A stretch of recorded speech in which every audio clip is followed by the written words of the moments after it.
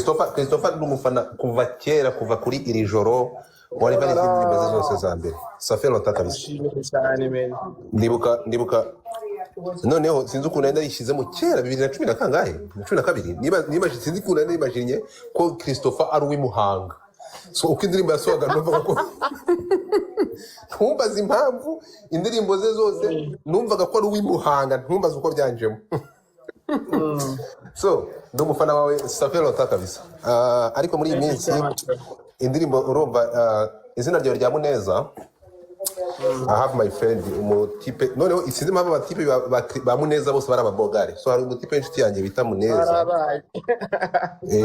no ariko sinzi mpamvu abantu bavuga ko umuhungu ari mwiza abantu bakuva ko sindi umutinganye bwo ntavuga kuri mwiza wumva abahungu beza babaho niyo mpamvu reba nihisha afite agasura kabi mu buzima so here's the thing umujene umushitanye bita Muneza rero muri izi ntambara zarakujya muri Kongo ejo bundi I think yari majoro yagize gutya ziramuhitana so iyo mbonye Muneza rero iyo mbonye Muneza nuko ngayo nguko nta kundi kukwanga pole kabisa so uri umuhanga hari igihe cyageze indirimbo zawe ziri igihe zihumuriza imitima y'abantu abakundana bashyira igorora n'ibindi so the first of all ni indabo zawe nubwo utazisabye nka wa muhungu wa Dumba indabo zawe so mune Dumba navuganye n'ababwira ko ufite EP which is okay I mean ufite ibyo uri kugira turahari kugira to byamamaze so the thing is mfite ibibazo bibiri ngiye bitandukanye ibihangano n'ibijya hanze turakoma induru abanyarwanda babibona abanyamahanga babyumve biri hanze uko tuvuza induru turayivuza biri hanze twavuze tuvuza yumvishana tugomba kuyibona ntabwo irangira ngo ningera ahubwo ngo turafatiraho ariko tugiye kuyihiga tu mune uri umuhanga bro uri umuhanga mfite ibibazo uzamutse uri gukomoza kuri Bruce ariwe nshaka guheraho mune hari igihe cyageze umuziki wumva urawuzinutswe wawuvamo yego wigeze ugira depression kubera uyu muziki oya waba warageze ahantu wumva uyu muziki wawuvamo cyangwa ubizinutswe byose bikaba bishobora kugushyiraho byashize abandi twagiye tubona bagwa hasi bakarambarara ariko ukegurwa cyangwa ukazahurwa na famiye ukomokamo wow ko bisobanuraho cyangwa wasobanuraho iki cyanyuma iki cyanyuma nari maze kwikomozaho ko buriya brother wanje mutoya Christian he owns Unico maze gukorana n'abartiste benshi so kuva kuri Nibido kugeza ubu ngubu n'amatiza yose mwabonye ya album ibintu byose biri visuel byose n'ibikora n'umwana wanjye tuvi nimwe neza then n'abashiki banjye dufite n'ubundi gukora fashion imyenda myinshi y'aba Vixen n'uba wayikoze and then nka lockdown irangira twagize n'ibyago gushana n'umubyeyi akazi kanjye gasa nk'akahagaze namaze iminsi ntari gukora was broke then turi gushutinga Mikasa amafaranga yose twakoresheje ni mu sister wanjye yampaye kugiye famille yanjye iramfasha cyane kandi usibye nabo n'abakazinzi banjye ngewe mfite famille iri supportive kandi bamporaho buri gihe so iki kintu navuze byarabaye kandi famille irabikora ariko si yo yonyine hari n'inshuti za hafi byaba element n'abantu bafite ikintu kinini bakoze ku muziki wanjye Bernard Bagenzi hari abantu benshi cyane dukandika gukora liste naza kugira unsiga kabara ariko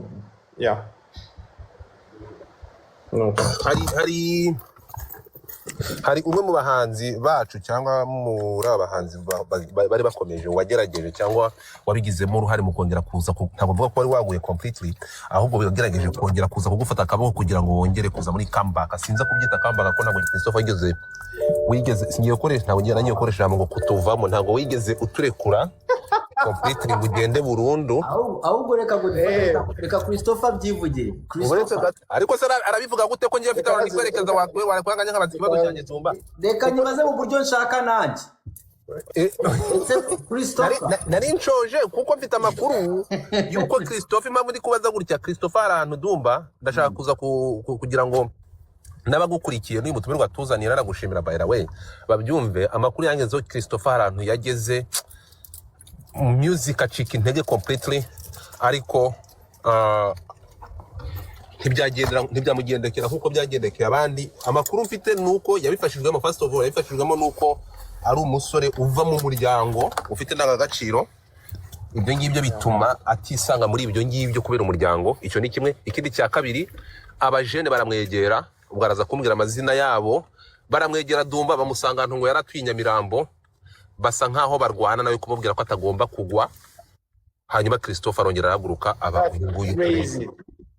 So rero ibi rero nicyo kintu nashaka kugira ngo mbaze. Ayo niyo makuru ufite. Niyo makuru mfite ariko nyirubwite uruva impamvu ndi kumubaza cyatse kugira ngo tunabimenye ni ukugira ngo ababimbwiye cyangwa aho navanye amakuru ababigizemo uruhare bahindabo zabo bazikwiye cyangwa niba Christopher izendi kuzimu hano naha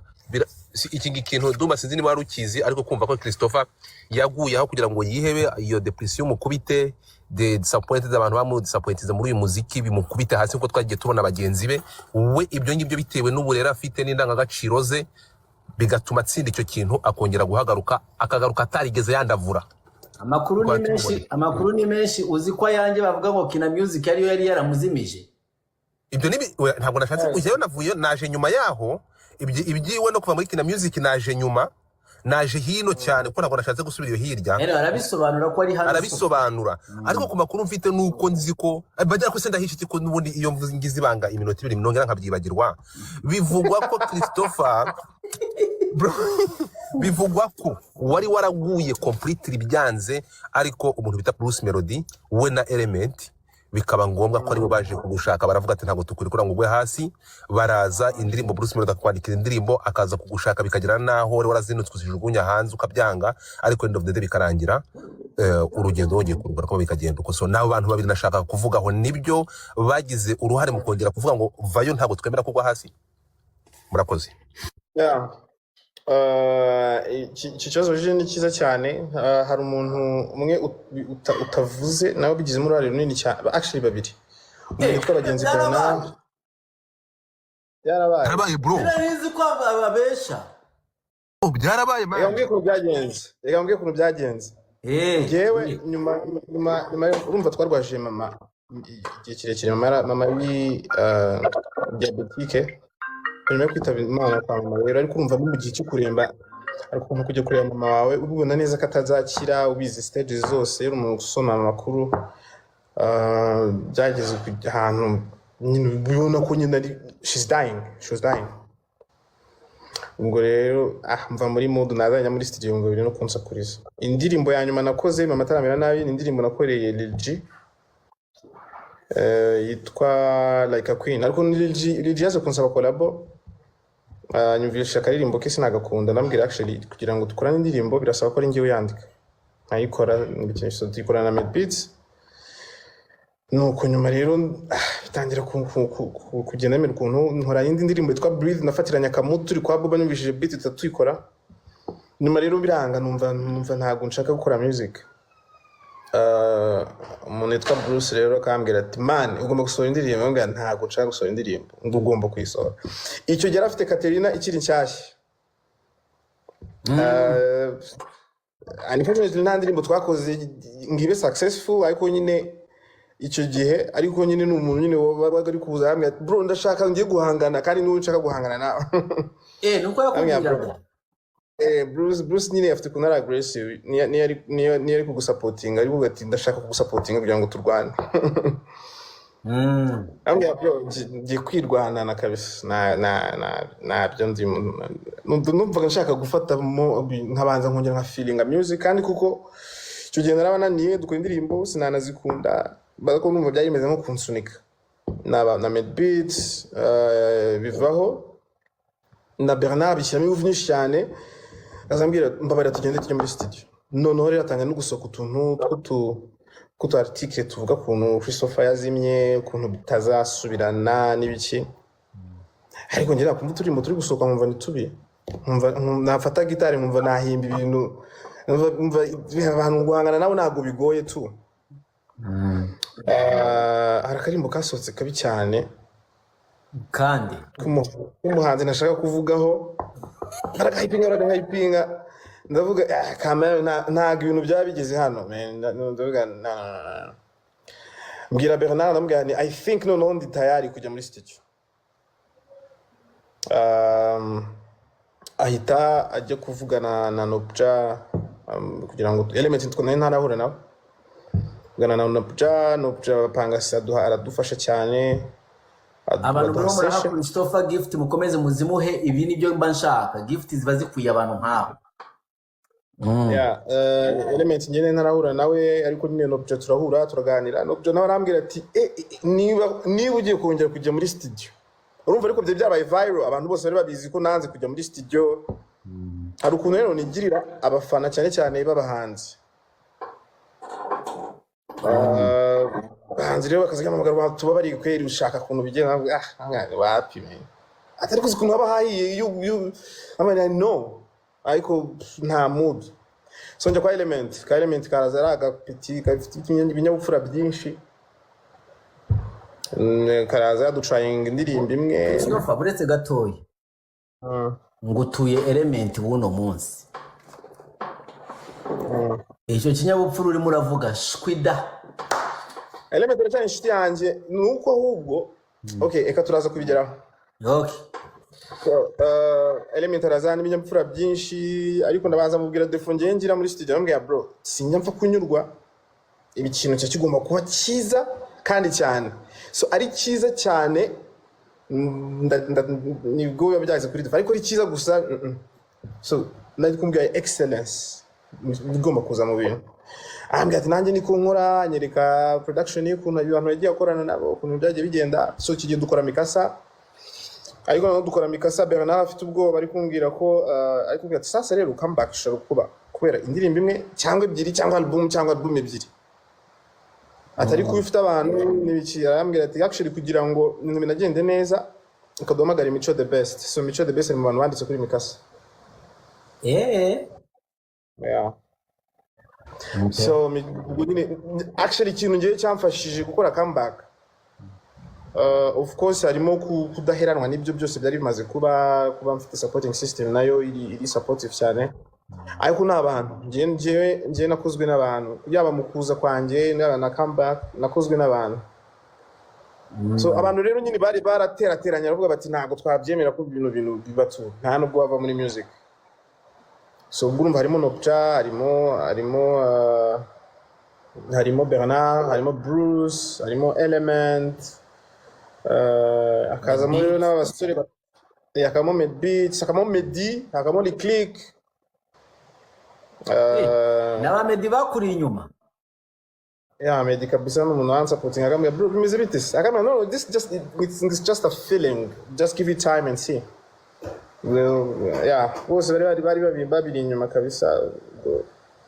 ku buryo nasohoye indirimbo iri ready postingwa n'ibihanganje byinshi nyine byo mu Rwanda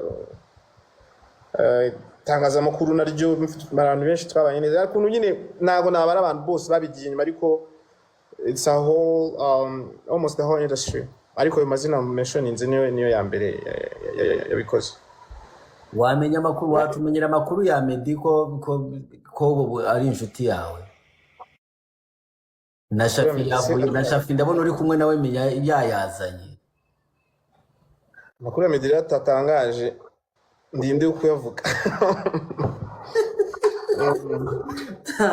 na Medi na mu buzima bwawe se ho ubone nkunda The Ben cyane mu buzima bwawe na ahantu The Ben wahuriramo ko numvamo Medi nkumvamo Bruce Melody The Ben na ahantu aziramo mu miririmbire yawe cyane na comeback cyangwa icyo cyo cyose yaba ni no Ben rero kigiye nago Ben ahubwo we ahantu yazi we yamfashije vuga ni mukuza kwanjye like muri breakthrough n'umuntu yamakinze sure ko akambwira abantu niyo kuvugisha actually yaranyandikiye ari ukuntu Ben rero yandika agatandika n'ibintu byinshi kavuga ntabwo umusitari kameme yaba free gutya nsidamenya neza ararondogora bakita kurondogora. Ben rero yaramfashije cyane turi gukora breakthrough kandi noneho akamfasha njyewe atari gufasha ngo lebo n'abagama. So kambwira ukuntu ibintu bigenda nigeze no gushaka ngo kubanza ngo kwiga arambwira ati wowe warasaze urajya kwiga se ngo uretse umuziki muri free time yawe uzajya ukora iki ubwo ndirimbo gusaba iminota ingahe bikorane no Ndumva nzabura muri Godfather iyi telefone ngiye kuyikoresha. yeah None se akabazo k'amatsiko nshishamo kanyaruka nayo umutego ugwemo Ben na Bruce Melody watwara nde? bro izi stuff sinjya nzitateninga nago nta number 1 gute na number 1 na artiste buri wese afite icyo akundirwa urumva na bose n'inshuti zanjye bombi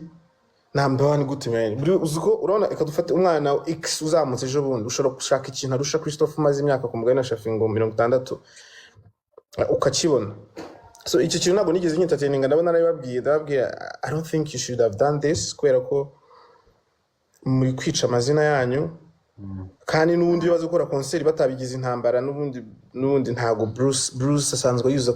iriya ball wenyine Ben yuza wenyine. Bruce yaramunaniye Nahari muri covid sinayiririmbyemo se ntumwiteho n'umunyamategeko ataza kuzana amarangamutima ye. Ndumva nari ngifite ijambo nari nkibaza Christophe ikibazo cya nyuma se mubaze njye se ko mufite ntabwo ncika. Tofa ugira gutya abandi bahanzi niki nuwe mwihariko nk'umwana w'umusore nk'umujene urimo kwiyubaka tubona abantu benshi bafite inzozi zo kujya kuba mu mahanga abagira muri Amerika bagajyayo The Ben yaragiye aratoroka ufite abantu bose abakubanjirije bose bagiye muri Amerika baratoroka ndetse nabo mwaziye rimwe n'abari inyuma yawe. Social Mura yagiye mu Bubiligi ageze ashaka kubigana atorokera mu Budage agezeyo ajya gukora mu kabari mu kubita icupa agiye kwifuza atanze mituweli biba ngombwa ko bayanga ahita ataha. Wagize gutya Christophe nkubona muri Amerika tubona igihe kiragera urongeye ufunze imizigo yawe uratashye. Christophe niki kiri mu Rwanda cy'umwihariko cyatumye utajya gukora amafaranga muri Amerika nk'abandi bagenzi bawe bakubanjirije nakubarira nkagera mu bantu barenga 20 na bagiye bafata nk'uyu muziki bakawugira visa ibatwara bakambuka bacarira ni urababona bagaba umutari bari muri ntabwo nakurondorera amazina abaje nyuma yawe abaje mbere yawe ntawagiye ngo agaruke byagenze bite niki nuwe mwihariko niki kiri special wabonye tugomba kiri mu rugo tugomba kugisiga ukavuga ngo nzasubira i Kigali nsubire i Nyamirambo ukagera muri Amerika ukagaruka? ubundi rero njye ndi patriotic cyane nkunda igihugu cyanjye bimenyesha iki patriotic nkunda igihugu cyanjye umuntu uri patriotic ni umuntu ufite urukundo rw'igihugu. Okay. Kubera nsoma n'ibitabo byinshi by'umuco ibintu byinshi ukuntu bimeze ariko iyo hari urwego ugeraho rwo gukunda igihugu ukagera ukagitekerereza ukavuga uti nk'ubu ngubu abantu bose bashaka kugenda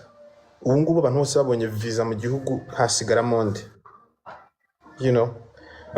kandi noneho ahantu tuba dushaka kujya biriya bintu byakozwe n'abantu kandi natwe turi abandi. So rero I think this is the right time ko twumva tuba hano iyo umaze kumva ahantu ari mu rugo buriya kugira mu rugo ni ibintu bikomeye cyane no muri Bible uzarebe ukuntu abantu badafite iwabo bataha bava muri za muri Israel bataha